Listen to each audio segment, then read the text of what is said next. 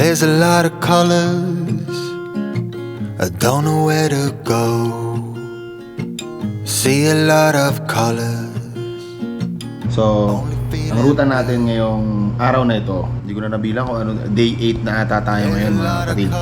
And ang ruta natin ngayon is, punta muna tayo sa Smoky Mountain, yung sulfur, yung lalabas ng sulfur na usok. Tapos, dediretso na tayo sa Bacolod Port, Bacolod Dumangas Port. Then after that, baka dumire-diretso na rin tayo ng Kalinog, Iloilo, kung saan mamimit natin si Chito Castomayor and his wife. Ngayon, biyahe muna tayo. Alamin natin kung anong mga kaganapan na meron tayo ngayong araw na to. And yeah, day 8. Let's go. Cannot take this anymore.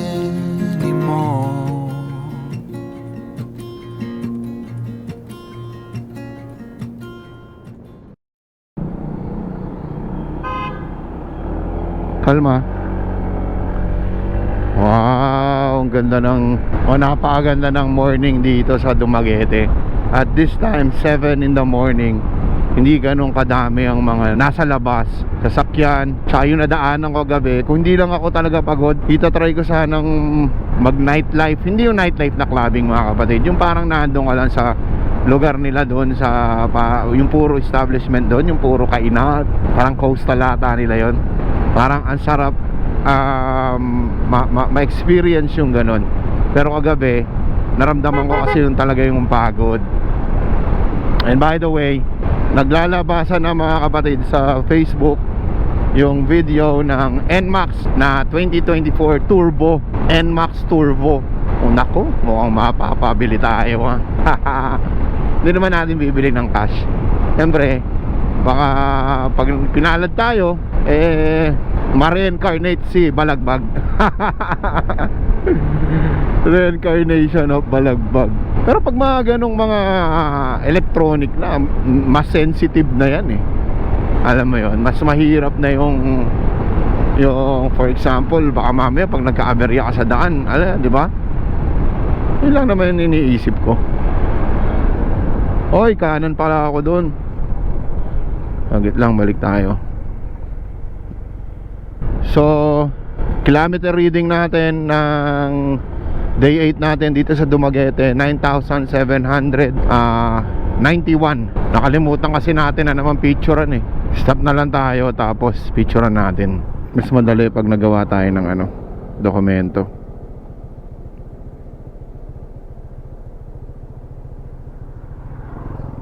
$9,792. Alright. Wow, may river pala rito. Uy, gulat ako dun ha. Ang ganda ng lugar dito mga kapatid, oh. Mga puno. Papasok na kasi tayo ng bundok, kaya ganito na kaganda yung view. Alam nyo ba mga kapatid na yung mga ganitong rides, oh yun oh, tingnan natin yung river. Maganda dito sa kabila eh. Hindi siya ganun kalinaw kasi yung ilalim niya medyo maputik. May mga part na lupa-lupa talaga. By the way, mukhang maganda maligo din dyan. Sarap sana no, mauubos yung oras natin. By the way mga kapatid, kung hahanapin nyo sa Google Map yung Smoky Mountain, Sulfur Smoky Mountain, nasa lugar siya ng Valencia, Pulang Bato, Valencia. So para lang aware kayo pag nag-search kayo sa Google Map na nandun ang location ng Smoky Mountain, Sulfur Smoky Mountain. Recording na. Malapit na tayo. 1 minute. Mukhang hindi ko alam kung napuntahan ni Boy Pito at saka ni Motor ni Juan. Pero mukhang ako lang ata yung, kung hindi man, ako pa lang sa HL lang nakapunta rito. Kasi lahat naman ng biyahe ng HL papunta ng Mindanao at saka ng Visayas. Magkakasama naman kami. Ayun no.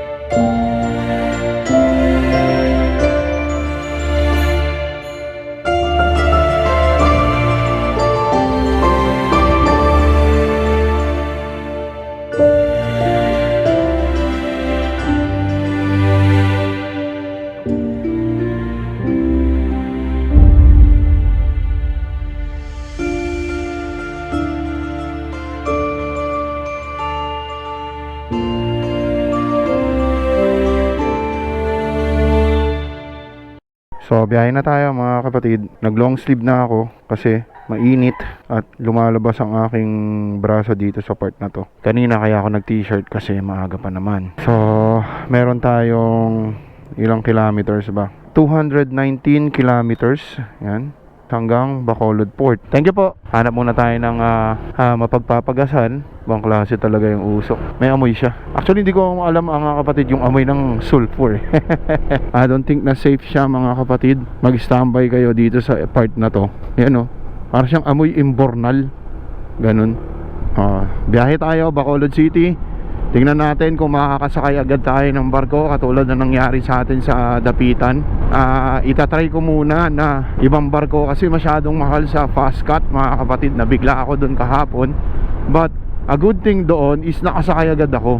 Nakapagpahinga agad ako dito sa hotel ni Boss Trunks. 'Di ba? So ngayon, ang target natin na lugar kung saan tayo mag end ng rides for today is Kalinog, Iloilo.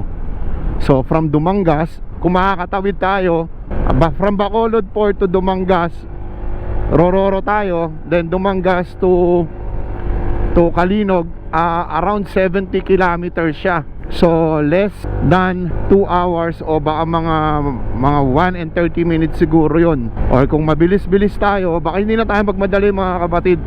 I-chill na lang natin yung ride natin. Maaga naman tayo nagte-take off palagi, kaya wala tayong dapat ikabahala. Sa bundok tayo dinaan Bakit dito mo ako dinaan?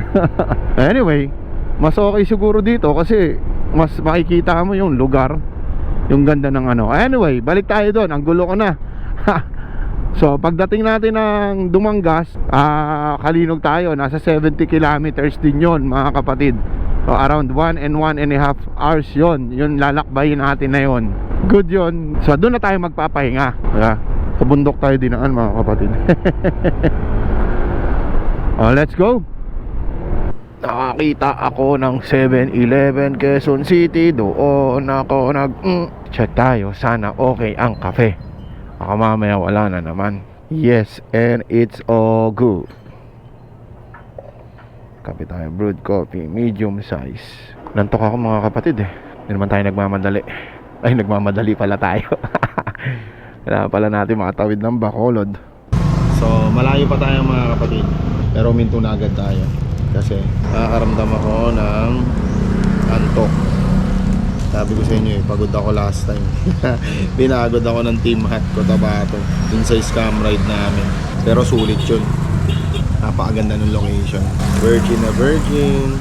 Ang ganda ng falls.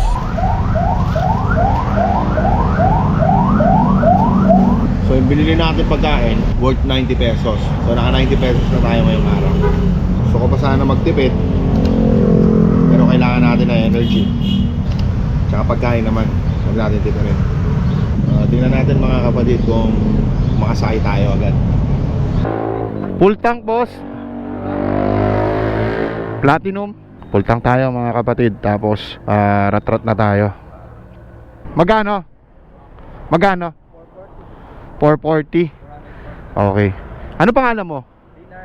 Reynard Daal. Si Reynard Daal ang ikalawang nagsara ng aking gas tank. Galing. Tingnan ko resibo boss Thank you. Ano yung natin? Resibo natin. Binayaran natin is 440 pesos. Ang kilometer reading natin is 9,825.3. So lagay ko lang tong pera sa wallet ko. Picture na natin para safe. Lagay na natin dito. Tandaan nyo mga kapatid, lagi nyo itatago yung resibo nyo. Shoutout nga pala sa Tibay G. Napakalaking bagay na ito, lalo na sa mahabang biyahe at ilang araw na biyahe. Let's go. Huminto ako mga kapatid kasi gusto kong ipakita sa inyo ang lugar na to. Yun yung motor natin. Ang pogi. Kung makikita nyo kasi mga kapatid, napakalawak sa baba. Tapos may mga ilang island sa gitna. Sobrang ganda. Kanina habang binabaybay ko paakyat dito, nakikita ko yung lugar. Talagang kamangha-mangha yung ganda ng Pilipinas.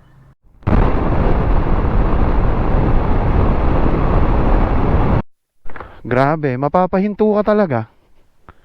Oh? Kita nyo yan? Napakaganda.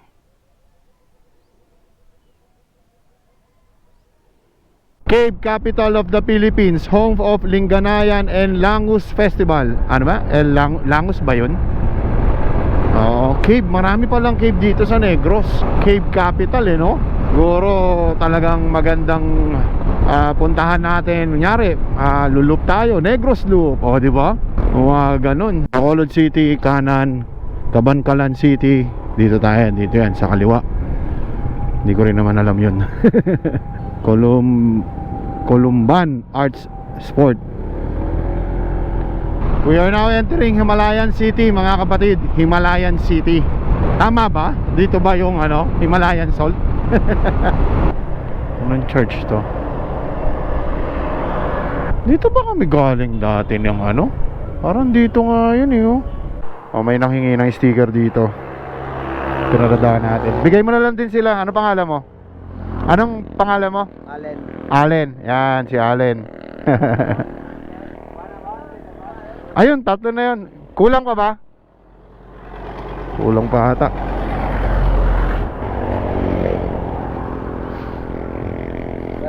Thank you. Po. Ay, sige po. Thank you po.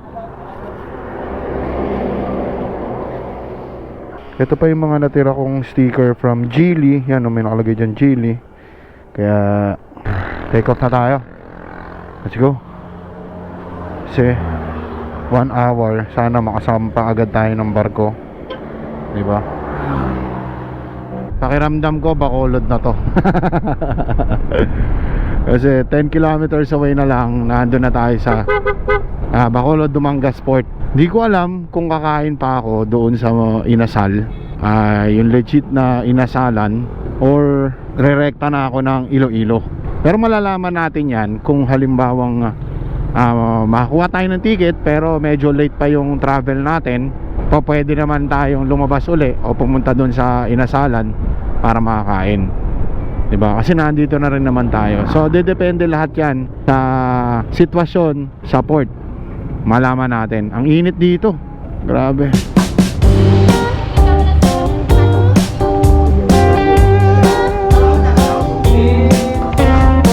Ang sistema dito sa Bacolod Port, papuntang Dumangas, babayad kayo parang terminal fee, 95 pesos yun. Tapos may nakalagay dyan wheels, 2 wheels, 57. Ito yung number ko na 2 wheels. And then nagbayad ako sa Coast Guard. Wala akong binayaran sa Coast Guard pala. Ito lang, pinuntakan lang nila, tinignan lang yung ORCR ko. Tapos ipipila ko na daw yung motor ko doon sa barko na naglo-load. Medyo nalilito talaga ako doon. Kaya malaman natin, pagtatanong-tanong muna tayo. Pero gusto ko muna kasing kumain ng inasal. Kaya baka lumabas muna tayo, mag-lunch muna tayo, saka tayo balik dito. Yeah. Shows an open road. Forget what you've been told. Ride this open boat. This open road. This open road.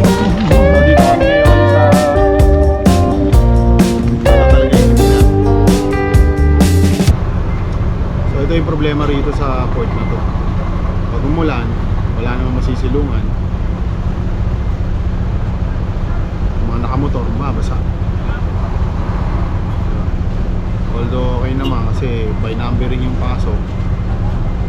Sino yung nauna? Yung nga lang, yung mga motorista, especially yung mga nagmumotor lang, pag tirik na tirik yung araw, ano masisilungan? Talaga sobrang init. Ngayon, pagkatapos sa mainit na panahon, ulan naman yung kasunod. Ito na. Wala pa rin kami masilungan.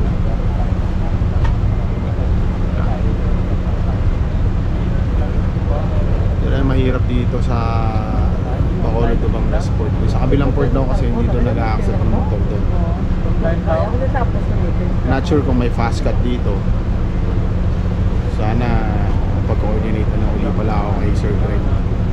Baka sakaling matulungan yung ako nun. Ayan, ito na. Inuulan na kami. Tambol na. Hindi pa rin makasakay yung iba.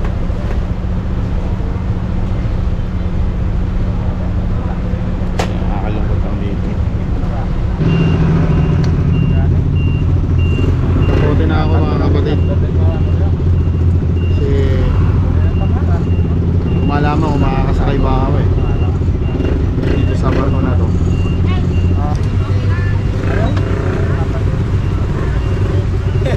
Tingnan natin mga kapatid. Boss, magkano? Ito boss oh. Okay, bayad na tayo. Wala nang fill up nung resibo. Basta binigay lang yung OR. Walang laman. Boom, boom, that knock on your door is sounding further away. Don't lose sight like was times before. This is now today. When life shows an Okay. Harap muna tayo ng Pagasan. Time check 4:13 in the afternoon. So most probably baka dumating tayo doon mga bandang alas 5:30. Gas up muna, gas up. Panay Island, baby. Dito na tayo mag-gas up para tuloy-tuloy yung biyahe natin. Full tank, bossing. Ang ikatlong nagsara ng gas tank ko. Boss, ang pangalan mo? Ryan. Resibo, boss, resibo. Pabalik na ng Luzon. Mindoro. Oo. Pinakarga natin 370, 10,739. Yan ang kilometer. Sticker? Solo. Thank you. Nakasubscribe ka na? Ayun. Yung pala, matagal na walang subscriber si bossing. Alam nyo ba mga kapatid, yung tubig dyan, mababaw lang. Iba naliligo dyan. May mga resort dyan sa gilid, nalampasan na lang natin. Dumangas kanan, Iloilo City, kaliwa. Bakit dito ako din pinapadaan sa Dumangas? Kalinog nga kasi tayo. So, naghihintay sa atin doon is yung mga kapatid natin na mga Castomayor, si Ma'am Trina at si Ma'am Chito. Andito na si Chito Castomayor. Siyempre yung mga kapatid natin, lahat sila, karamihan pala sa kanila, I'm not sure kung karamihan talaga nagtatrabaho sa hospital. Mga nurses sila, mga nurse.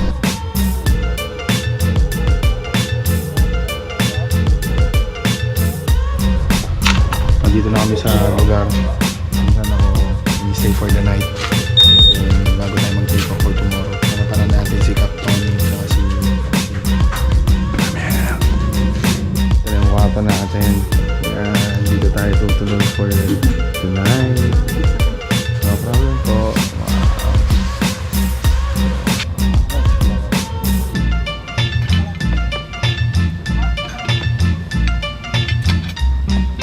Timing lang ng last off ko din.